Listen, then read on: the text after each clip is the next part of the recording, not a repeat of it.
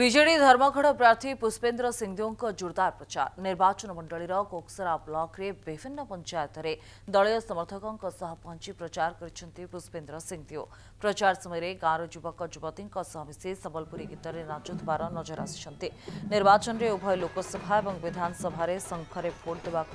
निवेदन कर पुष्पेन्द्र सिंहदेव। तो देखुए किभली भाव में उच्छ्वसित संबर्धना दूसरी एवं समस्त मुहर गोटे कथा नवीन पट्टनायक जो जनहितकर कार्यक्रम जो योजना सब रही द्वारा जो उपकृत होती आस्था विश्वास रही एवं ये जनकल्याण योजना विकासमूलक कार्यक्रम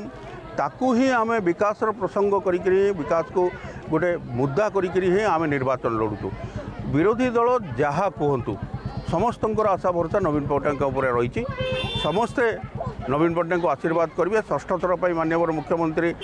दायित्व नेबे एवं तांकर प्रतिनिधि मानक ये